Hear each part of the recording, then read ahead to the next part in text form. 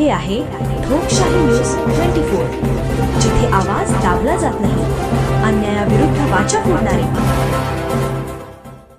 मायगाव देवीची विशेष ग्रामसभा विरोधी गटाच्या धडाकेबाज भूमिकेतून संपन्न. कोपरगाव तालुक्यातील मायगाव देवी या गावाच्या तिन्ही बाजूने गोदावरी नदी असून सुद्धा 15 दिवसापासून गावचे नळ हे कोरडेच. त्यामुळे ग्रामस्थ व विरोधी पार्टीच्या लोकांनी प्रशासन व बॉडीला धारेवर धरले.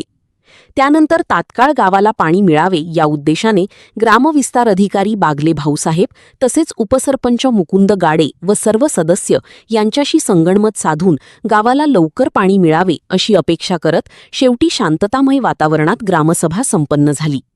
कोपरगाव तालुका प्रतिनिधी ठोकशाही न्यूज 24 साठी इब्राहिम शेख. आज मायगाव देवीची विशेष ग्रामसभा जलपुरवठ्याच्या संदर्भात आयोजित केली होती, परंतु सदर ग्रामसभेला सरपंचच अनुपस्थित असल्यामुळे उपसरपंच अध्यक्ष झाले आणि ग्रामस्थांनी ज्या कामाला हरकती घेतल्या होत्या त्या कामामध्ये सुधारणा करून सदर कामे मंजूर केली.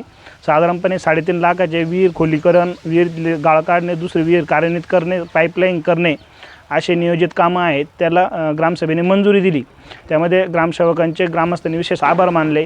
परंतु पूर्वीच्या बॉडीने गेल्या 20 दिवसापासून गावात पाणी नसताना गावकऱ्यांची कुठली चौकशी केली नाही. त्याबद्दल ग्रामसभेने त्यांच्यावर अविश्वासाचा ठरावाचा प्रस्ताव आणला होता.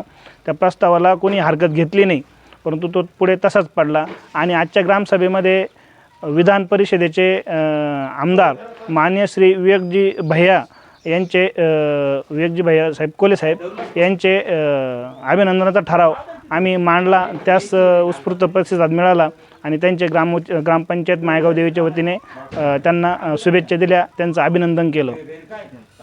आजची ग्रामसभा तानातानीच झाली, पण नंतर जरा तज्ज्ञ लोक मध्यस्थी करून ती एकदम खेळीमेळीत वातावरणात पार पडली.